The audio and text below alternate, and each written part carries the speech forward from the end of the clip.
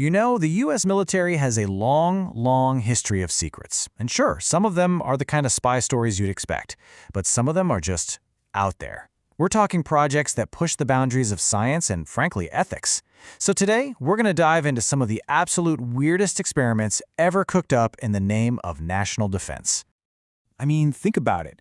Mind control, invisible ships, secret germ warfare attacks on major cities. It sounds like stuff ripped straight out of a pulpy sci-fi novel or an old comic book, doesn't it? Well, here's the crazy part.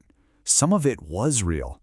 Terrifyingly real. We're about to pull back the curtain on a few government experiments that are so unbelievable, so completely disturbing, you'll be left wondering how they ever got the green light. All right, first up, let's step into the shadowy world of Cold War espionage. At the absolute height of paranoia, the CIA became obsessed with one really dangerous question. Could they actually control the human mind? It was a program called Project Artichoke. Now, the official story was that it was all about finding new ways to interrogate prisoners, to peel back the layers of a person's mind, just like an artichoke, to get to the truth. But their methods were something else entirely. We're talking about giving people, sometimes unsuspecting American citizens, powerful drugs like LSD. They messed around with hypnosis, trying to see if they could create a real-life Manchurian candidate, an assassin they could program, or just force people to spill their deepest secrets completely against their will.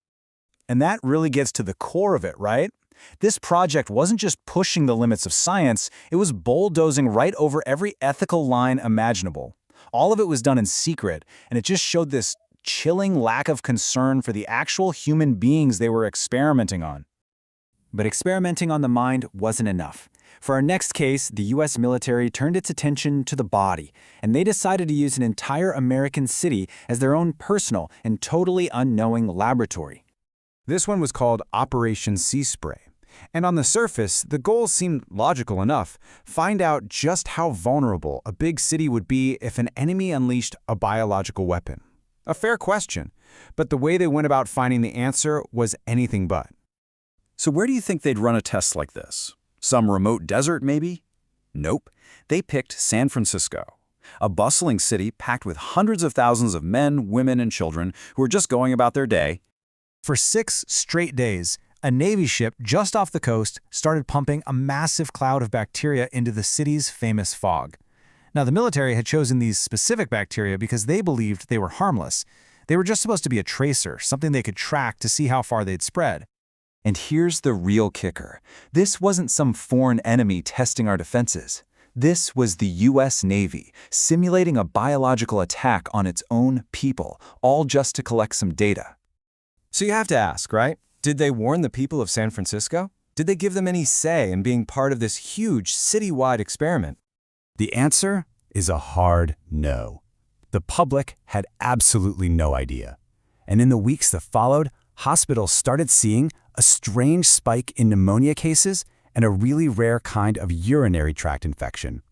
In the end, at least one person, a man named Edward Nevin, died as a result. Okay, our third story is, well, it's maybe the most macabre of them all. This one takes us deep into the atomic age, with a program whose innocent name hid a truly gruesome secret that involved, of all things, the recently deceased. They called it Project Sunshine. See, after all the atomic bomb tests, scientists really needed to figure out the long-term effects of radioactive fallout. Specifically, they wanted to know how much of this one dangerous isotope, strontium-90, was building up inside human bones. To get that data, they needed human tissue, so they launched a secret global operation to collect it. They were taking bones and tissue samples, especially from infants and young children, from morgues and hospitals all over the world. And in many, many cases, they did it without ever telling the grieving families or asking for their permission. As you can imagine, when the truth about this global body-snatching program eventually came out years later, people were absolutely horrified and outraged. It was just a profound violation of trust and of basic human dignity. So all of this just begs the question, why? Why did any of these things happen? To even begin to understand, we have to look at the era these experiments were born out of. Every single one of these projects was happening against the backdrop of the Cold War. This was a time of incredible, intense paranoia and fear. The threat of nuclear war, of a massive conflict with the Soviet Union, felt like it could happen any day. And that created a climate where pretty much any measure, no matter how extreme, could be justified if it meant gaining an advantage. So when you look back at all of these bizarre projects, a pretty clear and unsettling pattern emerges. You see this relentless push for a scientific or military edge, a push so strong that ethics just got left behind in the dust. The justification was always national security. But the price was often paid by everyday citizens who had no idea they were subjects in a massive and very dangerous experiment. And it leaves us with this massive question, one that is just as relevant today as it was 70 years ago. In the name of keeping us safe, how far is too far? And when do the things we do to protect ourselves become a danger to us all?